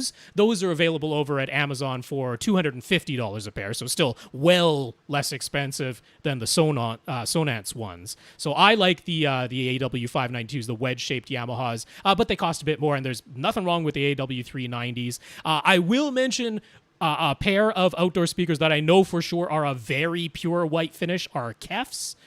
They have their Ventura 6 outdoor speakers from Kef, but they're $500 a pair, so not really much cheaper than the Sonance. Right. I just know that they are a very pure white finish, but I'll bet if you were going to pay that much, you just go and get the Sonance ones that you already know that you like. So probably the Yamahas, but yeah, you can just pop down to Best Buy, make sure their white finish is the sufficiently color you white. Want, right? Yeah. Yeah, the Yamis are. I remember them being pretty Snow White. Yeah, they didn't strike me honestly, as off-white or beige or anything. No, and plus, once they get outside for any length of time, they're going to turn whatever color they're going to turn. A little bit. So. All right, Tom, not me, different Tom. This Tom says, since me, Tom, declared that Rob is actually just a manifestation from with my mind. After all, we've never physically been in the same room at the same time. Does that mean that Tom is actually a big fan of 3D and front wides, but he's just afraid to admit it to himself? Plot twist. Bite your tongue. Just close your filthy mouth, Tom, if that's your real name. Who asked for your opinion? Not. I didn't even want to entertain this thought. And I, Rob, speaking from within Tom's head, will say, well, subconsciously, he must be. It's the only explanation. It also means that within me, there's a really nice person who lives in Canada, who somehow escaped the dumpster fire that is the United States at this current time. So, you can look at it. You can look at it however you want. My prevailing theory is that we are in actual fact two separate people with mostly agreeing and concurrent opinions on a lot of home theater stuff, but occasionally some differences, such as being fan of front wide speakers in 3D. So that's my prevailing theory, but it's very difficult to prove. It's very difficult to prove human existence and consciousness, and it's one or the other. Neither one of us is going to get on a plane anytime soon. No. It's going to take quite some time. No. Before we prove anything. Yeah, so what's going on with Tom here? He's heard us lament that outside of turn-off, we don't have the technology to essentially place speakers anywhere and then have the AV receiver adapt the EQ levels and steering of sounds to make that arbitrary speaker placement work. But is that really true? With object-based audio like Atmos and DTS:X, shouldn't it be relatively easy in theory? Why can't we have an on-screen diagram that would let us click on the locations of the speakers relative to some fixed points, perhaps a primary listening position, and automatically adjust everything from there? Furthermore, haven't games been doing something along these lines for years since the direction of sounds changed depending on which way your character is facing? What is he missing that is preventing all of this in today's receivers? Processing power. I think is them not wanting to put in them wanting to give the exact amount of processing power necessary to do the thing and to keep it as cheap as possible. Can they do all of this stuff? Yes, it requires a computer. That's what Trinov is. Trinov shows that it can be done. The way that Trinov gets the 3D speaker location data is by having a tetrahedral microphone. So it's like a triangle of microphones on one level plane, and then another microphone that sits above them, so it can triangulate azimuth and elevation angle of all the speakers in your room. It's a very painstaking and difficult process, which is why Trinov pretty much has to be professionally installed, at least that part of it. Getting those measurements correct and actually getting that 3D location data is not a trivial thing that I would advise a first-time user to do on their own. You can very easily screw that up. But yeah, the idea of just plugging in via some kind of on-screen diagram or like an app or something like that, just pointing to where your speakers are. I mean, that sounds a little imprecise to begin with, but then on top of that, the way that the sound is mixed is not all objects. We might get there one day when sounds are mixed into just objects and nothing else, but at present, even within Atmos and DTS:X soundtracks, most of the sound is still mixed into fixed channels, where those channels assume fixed speaker locations. Now, something like Trinov can say, well, we know where all the fixed sounds are meant to be, whether they are channels or objects, and we can still remap it to the actual location of your speakers because they're able to triangulate that. So even with the distinction between channels and objects, theoretically, it could be done. But yeah, I think there's sort of a lot more to it. Like when it comes to how the games are doing it, they too are assuming fixed speaker positions. So I mean, on your ears. Yeah, I mean the your character turns and the sound moves from what used to be in front of you to somewhere behind you because your character rotated. That is still being done in a channel-based process. That's not even being done in an object-based process. It's just being panned within a real-time mixer situation because it's assuming that your speakers are positioned in those fixed positions. So yeah, it's almost as though we would need a little bit of a change on the recording side. Not necessarily. Trinov proves that you don't absolutely have to, but to make this the most efficient, you would want everything to be encoded as objects. And then, having a method of precise speaker location 3D data for the speakers, that's probably easier said than done. And then, as Tom said right at the beginning, you need the processing power built into the AV receiver to then make use of all that, which is no trivial thing. That's a cost. That's just a cost-cutting thing. I mean, they're trying to keep prices down, and you want it. I mean, obviously, if you wanted it bad enough, you buy a Trinov, which can do it, right? And nobody, not nobody, but fewer people than, it's not exactly a mass market product to begin with. So getting, trying to shoehorn that kind of technology into an AV receiver, the closest thing we have is the Yamaha, a YPOW with RSC, whatever, where they have the little weird Nerf. Yeah, Frisbee, I mean, it also does like a tetrahedral measurement. It gets you to physically move one microphone around on a little like template disc, essentially, is what it's doing. But a similar thing. So it takes even longer than the Trinov to that initial measurement because you're moving the microphone 3 times. Right. So, will we get there? I think we will. I don't know if it'll happen in time for us to still have home theaters. Well, I mean, the other side of it is what we're seeing the industry going toward at this time. It might change, but at this time, where things are headed is toward more psychoacoustic processing to give you a better sense of 3-dimensional movement either through headphones or just a stereo pair of speakers. I mean, that's what Sony's doing with the PlayStation 5. They have their own object audio-based system, but it's really meant to work with just a pair of speakers or particularly with headphones. So I definitely think in the near term, that's where things will go first, is giving you like more like head tracking and 3-dimensional sound from a pair of headphones or from just a pair of speakers through psychoacoustic means. That is definitely coming first before we get to this type of level of processing. Yeah. Nelson's Marantz SR7010 receiver is malfunctioning. It immediately goes into protection mode whenever he tries to power it up. And that is with absolutely nothing but the power cord plugged in. since he tried to do some troubleshooting. He already has a 7.2.4 configuration, his 15 by 18 foot theater, and he plans to upgrade to a JVC NX5 or NX7 projector soon. He also has a 5-channel B and K amp on hand. So should he seek out a repair, or is this a good excuse to get a newer receiver model? If he gets a new receiver, he'd buy it from accessories for less, so it wouldn't be one of the brand new 2020 models. He's thinking either a Denon X4500H or a Marantz SR7013. Any valid reason other than just preferring the looks to pay more for the Marantz in that case. So I know you said you did some troubleshooting. So is at this point that I'm like, get your vacuum cleaner out, and like vacuum off the back of that receiver. You might even want to, at this point, you've got nothing to lose. Take the top off of it and vacuum out the inside of it. I bet you have maybe a little spider web in there, and I'm not talking some gigantic thing, but it's very, there are very little spiders that can still stream their little spider silk out, and that one little strand of spider silk on the inside of the binding post terminals, not even the outside where you might see it, probably not if it's a single strand of spider web, but it could be on the inside as well. It's highly likely that that's all it is. You have a short someplace. Yeah. It's a short someplace, and if it's physical on the outside, or even on the outside of the inside of the receiver, just vacuuming or compressed air or whatever can solve this problem for you. It's at least worth trying. Definitely.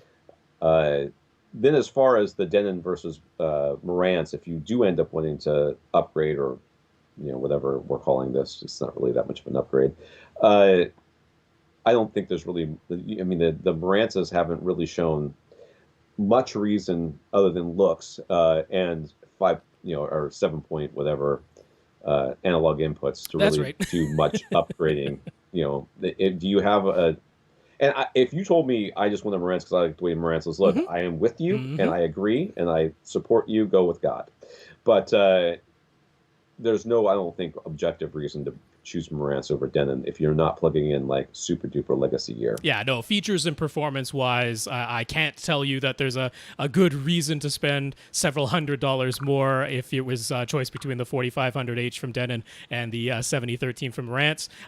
Price to performance wise, I would have to tell you to get the X4500H. But yeah, if the price is close enough and you just like the looks, absolutely choose the Marantz for that reason. But yeah, you might pay a little bit more. But I would absolutely, at least again, email Sound United and just inquire about what a repair, or to have the estimate looked at, whatever it is. I would at least inquire about it because that doesn't cost you anything besides a little bit of time to send the email. But I suspect that a thorough cleaning outside and in, popping the top cover off, I'm betting that's what it is. Yeah, it's all it sounds like. It sounds like a short. It just sounds like something's laying across the speaker binding post. Andrew, the guy who made the spaceship models for our giveaways. Andrew and Rob sorted through some of his issues with using his Harmony Elite remote to send multiple commands with one button press, where Andrew was running into trouble with his NVIDIA Shield, which he wants to remain on at all times. Furthermore, an annoying menu would pop up on the screen sometimes, and sometimes he would start the Harmony activity to watch a different source, only to have the input switch itself to the NVIDIA Shield all on its own because of gremlins.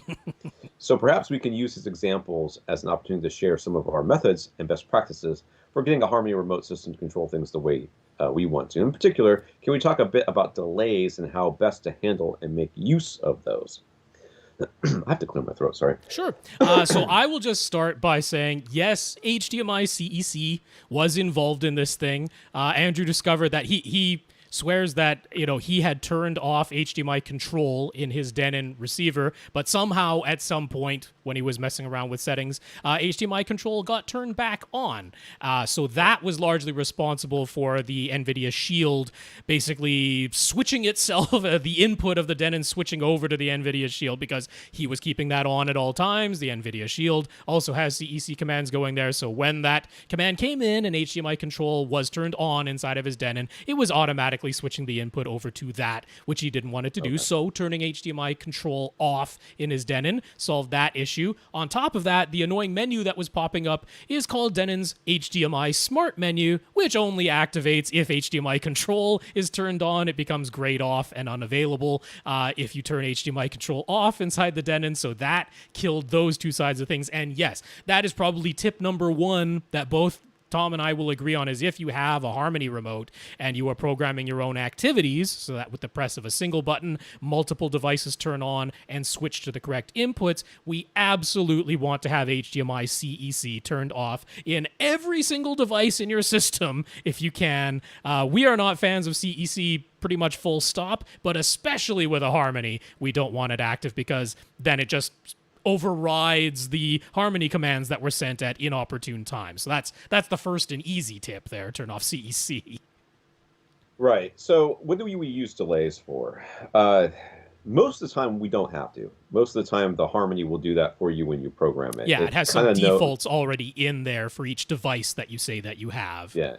It will know that certain devices need a certain amount of time before.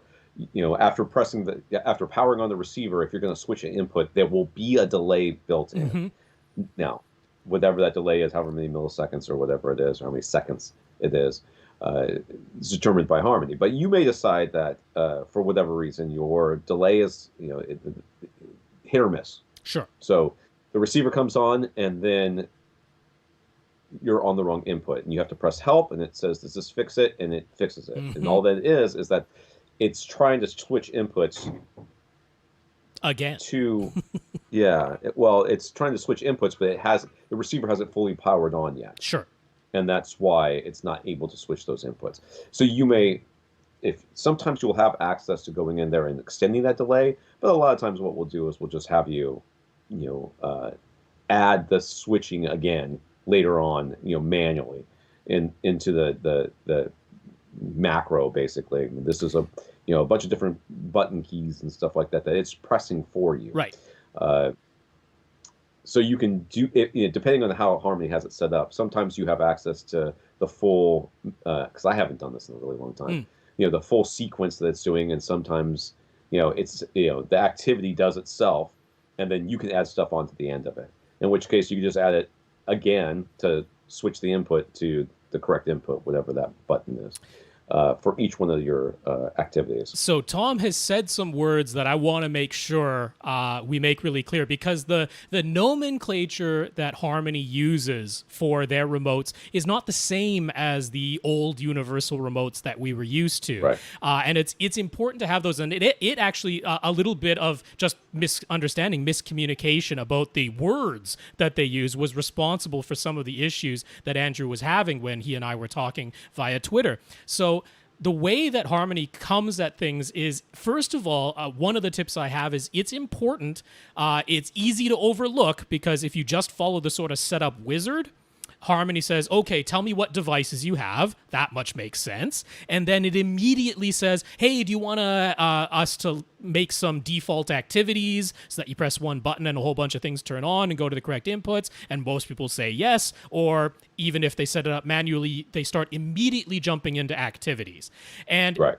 My biggest tip to you is spend some time with each individual device and getting each individual device configured the way that you want that one device to work with the remote. So there is the specification of devices within the Harmony, which is pretty self-explanatory. It's one device at a time. But that was actually where Andrew was able to solve his issue of his NVIDIA Shield turning on and off, depending on which activity he was activating. So just to define an activity for people who might not be familiar, an activity is something like a watch TV activity versus a watch my Blu-ray player activity versus a play my PlayStation 4 activity. It's the idea of this is not just one device involved. These are multiple devices involved, so we're going to call it an activity instead of just a device. So a single thing versus multiple things that are all working together to do a particular activity. So in the devices section is where you can specify how the power commands work with that one device.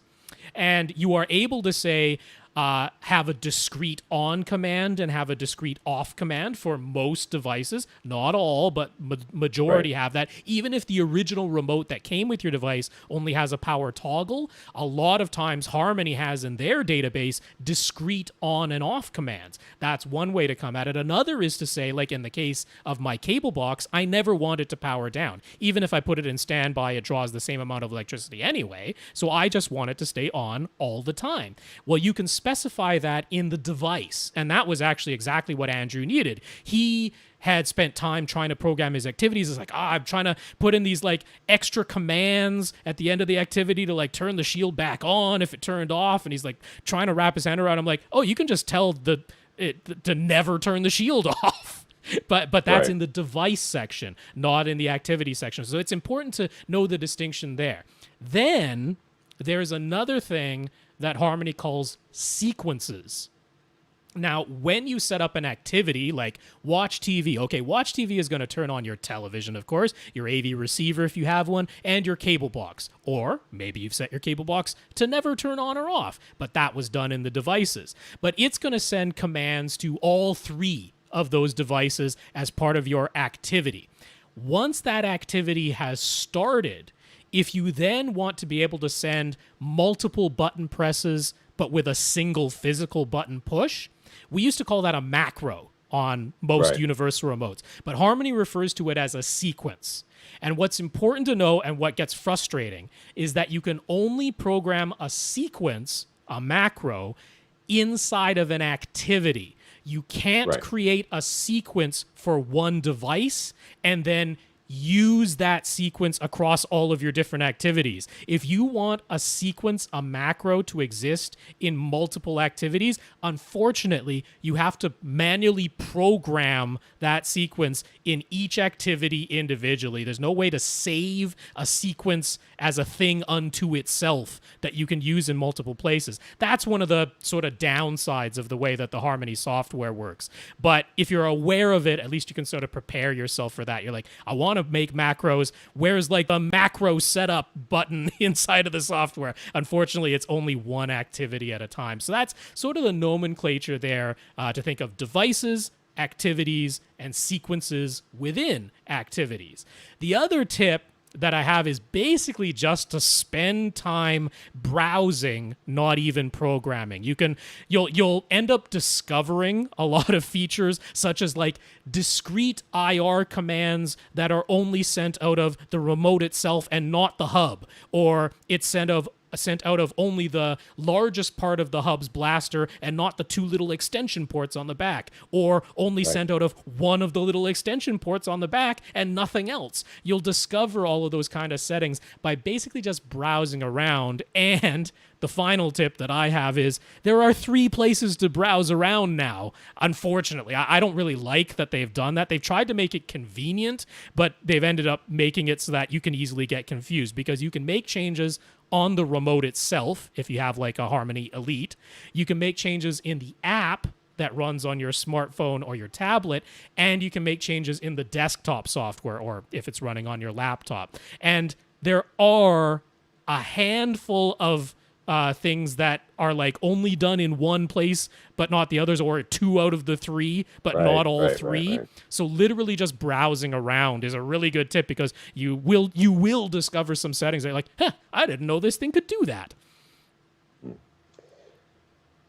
So in the back of the Harmony Hub that came with the Elite remote, there are 2 2.5 millimeter jacks. Clearly, the 2 smaller IR blasters that came in the box can't be plugged into those, but his receiver has a 3.5 millimeter IR input port. So could he use the 2.5 to 3.5 millimeter cable to directly control his receiver from the hub using those ports? We couldn't find any written documentation about that. That is not how that works. So, it can. It can. Can it? Yes. As I mentioned, you can have a command sent out of only one of the ports at the back.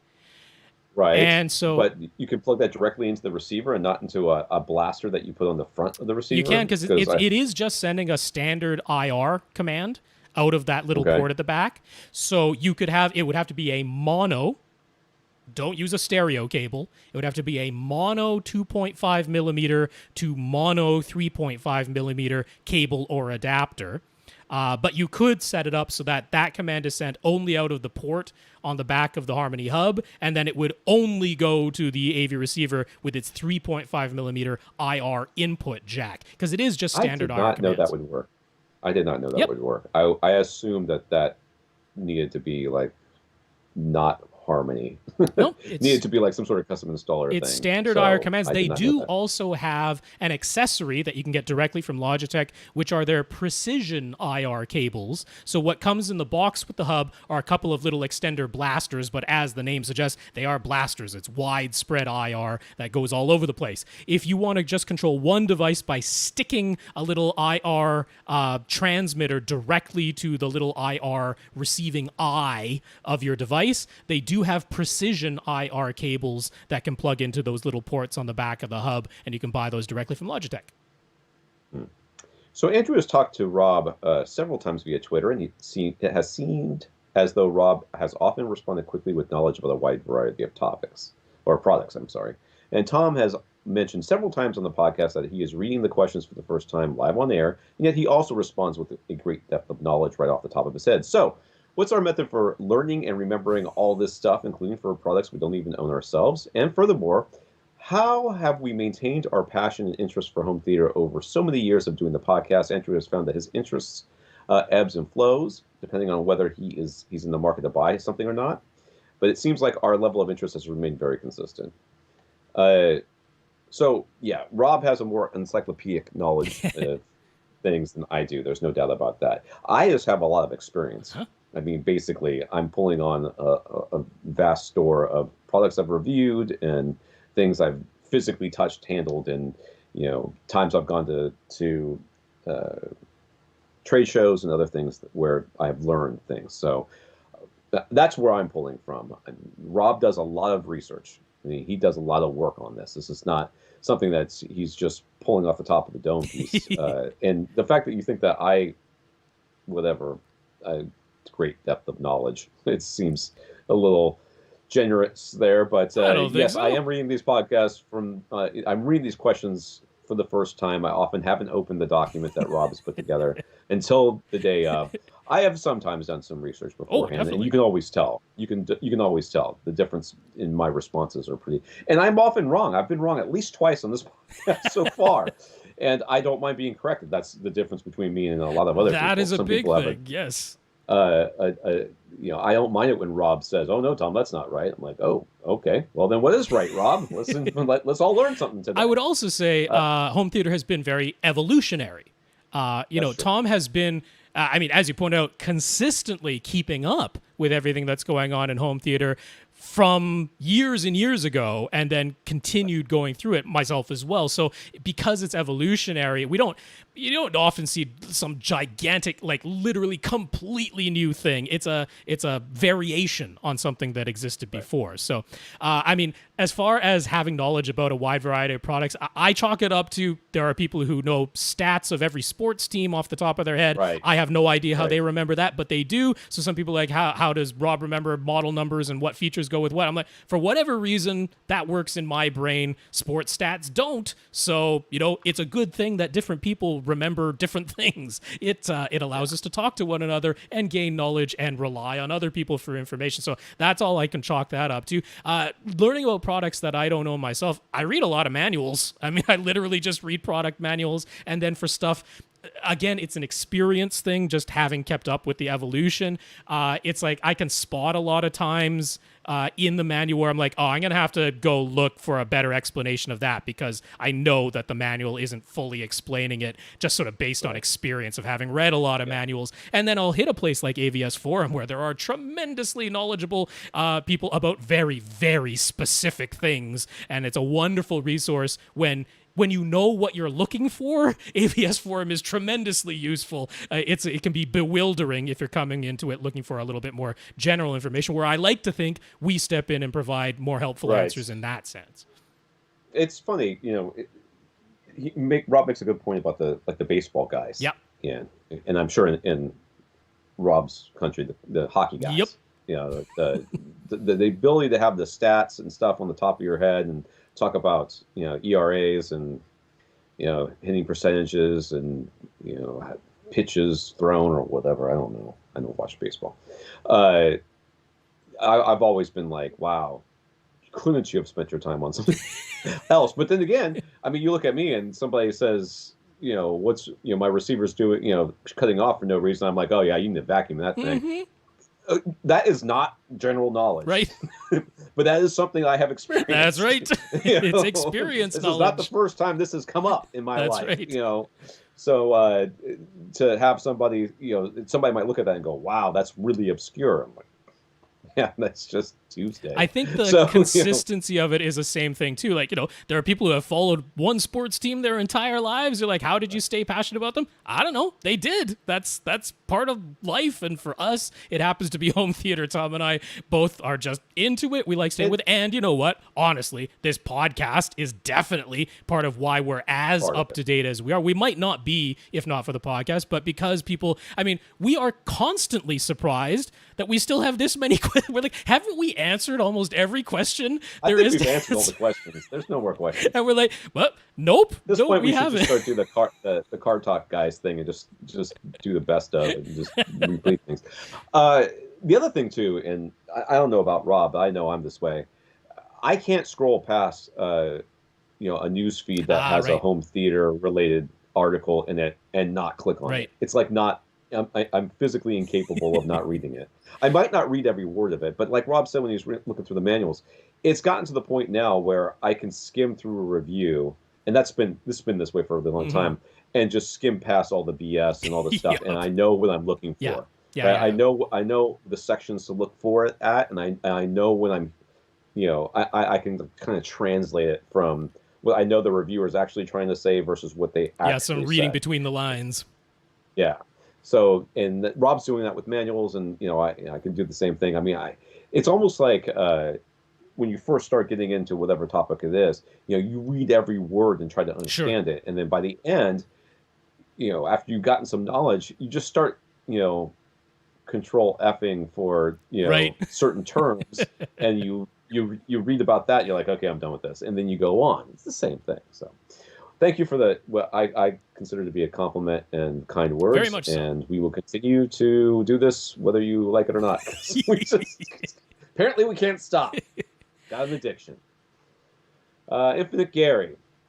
He says the Odyssey mid-range compensation dip, whatever. Gene from Audiaholics posted a tip saying to turn it off or set the Odyssey target curve to flat instead of reference, but Odyssey's only advice is to leave it on in pretty much all situations, since they say it is more about compensating for the uneven ratio of direct to reflected sound in that frequency range where the tweeter and mid-range driver are typically crossing over. What's our take?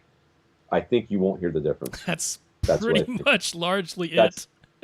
I think this is more of a peace of mind thing, and many people have decided that if you put in anything that makes a not flat thing less not flat, then it's bad. And I'm telling you, I took it out the last time I ran Odyssey, and then I forgot to take it back out again the last time I ran Odyssey, and I can't hear a difference. And I've been doing this longer than most people. So on top of that, Gene was incorrect in saying that if you set the target to flat, that takes out the mid-range compensation dip. It does not. If you have run Odyssey inside of your AV receiver or used the Odyssey editor app without removing the mid-range compensation dip, then it will be present in both the reference and the flat targets. It is present in both, so setting it to flat does not get rid of it. But you can remove it through the Odyssey editor app, or in old receivers that had Odyssey Pro, you could do it in there as well. But yeah, the way it appears in the Odyssey editor app visually on the graph that they show you is not what it actually is. It is more visible on the graph in the app. It is much more like a notch in real life. And hearing it is, turn it on, turn it off, do a blind comparison. You're probably never going to notice the thing. What Odyssey was doing there so again, it is like a measurement more than a actual subjective being able to hear it thing. They're largely correct. That is where most tweeters cross over to most mid-ranges or woofers, and you do get this intermodulation distortion that you can take out with this mid-range compensation dip that they've put in there. That's exactly what it's for, but not all speakers cross over there, and so, that's why they've basically acquiesced and allowed you to take it out with the Odyssey Editor app now, but honestly, go ahead and do the comparison. You're never going to hear it. Yeah. Tony found this on YouTube. Sorry for the laugh, lip sync, sir. Yes. we try. And you recently watched and enjoyed Lee's review of the dual SVS SB 2000 Pro sub. Well, first, Tony immediately added some SVS subs to his shopping list after that.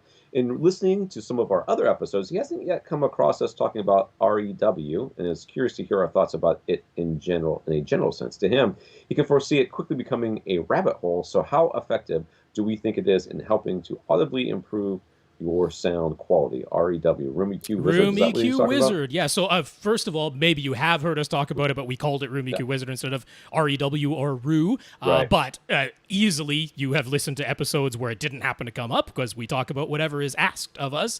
We certainly have talked about Room EQ Wizard on this podcast before, but I by no means expect someone to go through back the entire catalog of our episodes and hear them all. So I have no problem talking about it again. Yeah, so Room EQ Wizard is a rabbit hole. I mean, that's all there is to it. So if you're going to get Room EQ Wizard and start taking measurements in your home theater, which is fine, just be knowledgeable. Do some reading about what you're actually going to be required to do to be effective and to make a difference, and be prepared to buy an external amp, maybe in a Dirac unit, more than likely, but. Also, if Herb has got his microphones back in, which I don't know if he does or not. Yeah, it's a little questionable. Things are, of course, difficult as far as shipping goes. Reach out to Cross Spectrum Labs, because Cross Spectrum Labs and our friend Herb out there, he provides calibrated microphones with individual calibration curves for them, so that you can use it with a Room EQ Wizard. What does that mean? That means that he has a professional grade microphone. And he takes a measurement, and then he takes the microphone that you are purchasing from him, and he takes the same measurement in the same place and all that stuff. And then the professional microphone is accurate, and your specific microphone is not as accurate. So there are some if within that line of microphones, there's some known inaccuracies, right? So you could get like a general correction curve that will generally make every microphone from that manufacturer or from that line more accurate. But that's not what you're going to get. What you're going to get is your specific microphone will get a specific correction file that you can put into Room EQ Wizard so that it makes it as accurate as it can be, or as close to the accuracy of the professional microphone. So now you are working with a $100-ish microphone that has been calibrated to a $10,000 microphone. Yeah, that's right. So you want to start there. So and the price bump up, if Herb has got his stuff in stock, is marginal compared to just buying the microphone out of the box. I think it's $15 more. Yeah, it's ridiculous. Herb is not making enough money on these things as far as I'm concerned. So reach out to Cross Spectrum Labs. Do your research on Room EQ Wizard, and then be prepared to spend way too much time with this stuff, because it is a rabbit hole. Yeah, it is a rabbit hole. What I would say in a general sense for someone who's sort of starting into it, which I think might be the case here, it's a situation where you can very easily do too little, because if you are only measuring at one location and only looking at frequency response, say, or something like that, it doesn't paint the whole picture. And if you're trying to make adjustments to your sound system without getting the full picture, well, you're going to overcorrect in places, or you're going to target something that isn't actually beneficial throughout your whole listening area. It's literally only beneficial at that one point in space, and you have 2 ears, so right away you should be taking more than one location for your measurements. So the flip side of that is so you're never going to get the whole picture, but to get something closer to the whole picture, something that is actually useful, where you can start making decisions on what changes you can make to your system, it requires, there's no way around it, a lot of measurements. You have to take a lot of measurements to paint a more complete picture of what's going on in your room. And then you have to teach yourself to ignore your instinct to see small little squiggles and think they're a big deal. Because what we can hear versus what the calibrated microphone that Herb is selling you can pick up is very different, especially in the bass, which is where we largely care the most, especially about like electrical equalization that you might apply with a room correction program or Dirac or something like that. What we can hear in the bass versus what the microphone will pick up and show you on the graph are substantially different. So a lot of it is first realizing you're going to have to take the time to physically do a lot of measurements and then not panicking, because you're going to see a whole bunch of squiggles, but very few of them actually matter. Right. Yeah, we're looking for massive variations from, plus or minus 3 dB. And that, especially when you're zoomed into it and you got your face like on your computer monitor, you're like, oh my God, look at all the squiggles. How am I going to make this flat? You're not. You don't have to, and you can't hear the difference anyways. So Tony's room is 12 by 15. He can close it off. There are French doors. The glass in those doors can rattle, and that's with his current pair of Sherwin Vega 12-inch subs from about 20 years ago. He's got a 5.2 configuration using Polk LSI 700 series speakers and the Yamaha RX A3070. He's using an 80 hertz crossover frequency. He sent along a single frequency response measurement, and what he noticed is that the mid-range and treble seem to fall within the frequency mentioned, plus or minus 3 dB range of the 75 dB target line. But as it goes down into the bass, the peaks and troughs of the graph seem to get bigger and bigger the lower it goes in frequency. Yeah. So what's our reaction to this measurement that he took? Would upgrading to SBS subs improve the frequency response, and more importantly, would it sound better? Let's see here. It looks like he's got down to about, starting at about, what is that? Which 3? Is that 10 dB? Has he got a 10 dB difference there? Yeah, so is that what I'm looking at? We're looking at sort of 75 dB was the target, that's the signal sweep being sent. Then, some of the peaks in the lowest bass around 30 hertz gets up to, it looks about 85, maybe 86, so it's maybe plus 10 dB at that point. And then the lowest trough is just a little below 70. Looks about 110, 120, something like that hertz. So it's not minus 10, it's like maybe minus 7, something like that. So you're like minus 7 to plus 10 seems to be like the worst of the range. 70 hertz or so, like his variance is plus or minus 5. Yes. Like all the way up, which is pretty good. Pretty good. Like we were saying, it looks scarier on the graph than it is in real life, and compared to what you can actually hear, this is very likely not bad at all. Right. So let's talk about your room. First of all, the French doors. This seems like the job for like museum putty or some sort of like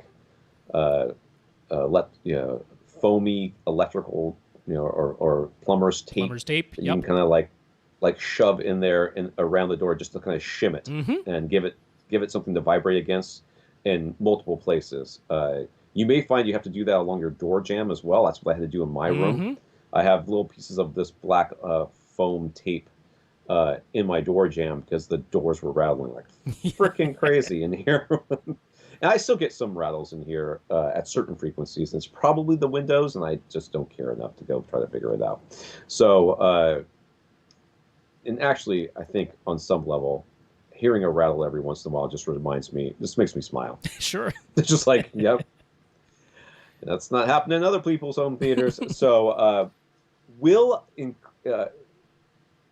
you get better or sound? Will it sound better if you have SBS subs? Will it be better if you have SBS subs? I mean, you're having a frequency response all the way down to 20 hertz. Now, you definitely need to tame some of those peaks way down there, I think. Anything below like 70 or 60 maybe needs to be kind of tamed down, but you can do that with, should be doing that with your receiver, but the A3050. I'm not sure what is that right? 3070, I think. 70. Yep. I'm not sure how much it actually does in the bass. Oh, I mean, that's the flagship, so that's as good as YPOW gets, and it definitely does. Okay. It goes all the way down to 16.5 hertz, I think, is the lowest that it goes.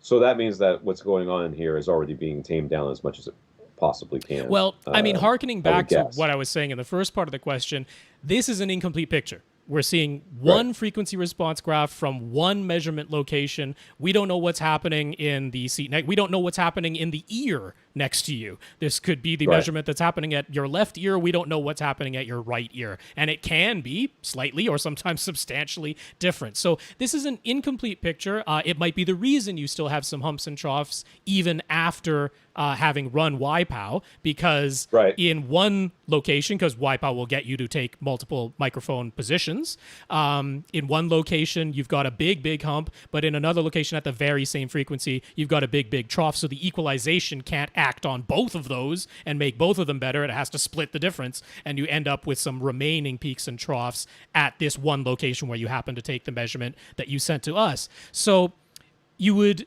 need to take more measurements at multiple locations so that we can get a better idea of the uniformity across your entire listening. Know what microphone he's using with this too. That's right. We could be seeing tons of inaccuracy within that microphone. It could be an SPL meter. Well.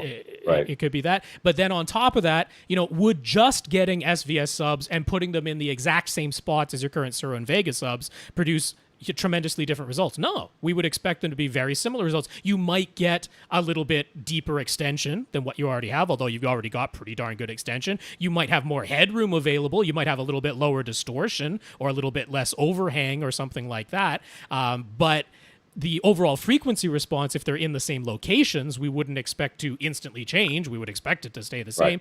Then you might be able to play with fully variable phase on the SVSs that I don't know if the Suro and Vegas you have offered fully variable phase. They probably just had a 0-180 polarity switch. Most subwoofers, especially going back, they might not have even had that. They might have had no adjustment to phase or polarity whatsoever. So there might be tuning options in the phase available to you with the SVS subs, even if they're physically in the same locations that you didn't have, that could make your response more uniform and then allow the equalization of YPOW to work even more effectively and flatten out those troughs and peaks. So, yeah, the 12 by 15 foot room makes me think placement options are limited at best.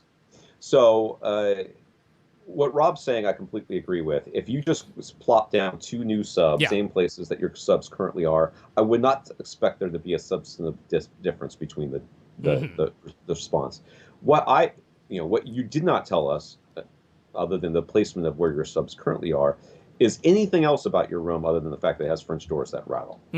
So, the before I bought new subs, you've already got two subs. Before I bought new subs, I would be looking at talking to you about placement of subs, getting them placed properly, diagonally or mirrored in your room. So middle of the front wall, middle of the back wall, middle of the side wall, middle of the other side wall, or in opposing corners would be the placement options that I would point you towards. And then I would start talking to you about bass trapping and room acoustics and getting some absorption in your room. Which could definitely help with, say, the dip that's going on there at about 110, 120 hertz. That is definitely where corner bass trapping could have an effect just passively, for sure.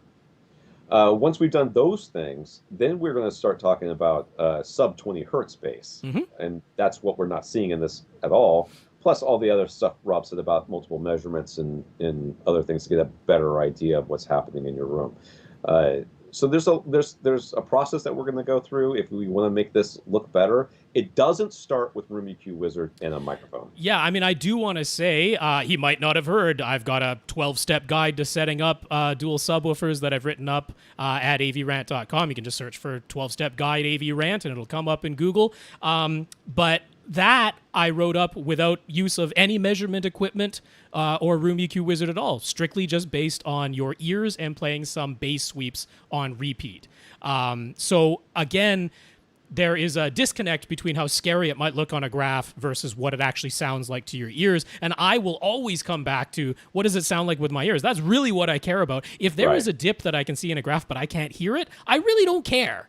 What do I care that I can see it but can't hear it? Hearing it is the important part. So yeah, you can check that out as well. I just, it's just so hard. I mean, I know that when we get into these things, and then there becomes a level of realization, as you've been doing this for a long time. We were talking about, our history with it.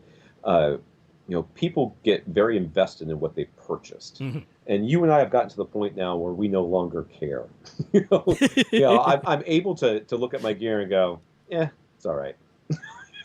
And people have a very hard time saying that about anything they own. Well, they got a car or whatever, and they're like, oh, it's the best purchase I've ever made. I just why would I spend $30,000 on something I didn't like? It's perfection being the enemy of good or great. Right. Yeah. And it's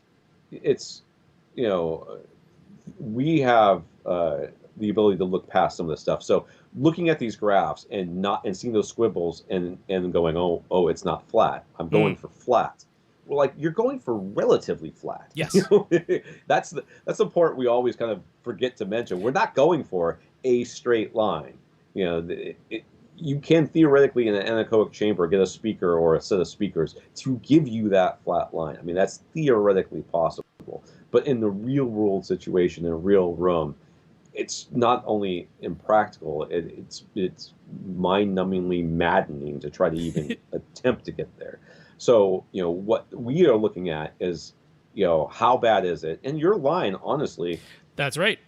It's a pretty good line. It's really not too bad. As it stands, yeah. It's you're like, I got a little extra bass at the bottom end. Like, hey, a lot of people, they're asking us if they can get permission to bump up their bass at the bottom end because they like it, and you got it naturally. So, good on you. But that's a pretty good looking line to me. I'd be happy with that line. But again, that line does not tell the whole story, and we need to investigate further. So get back with us. All right, Rob, who do we have left?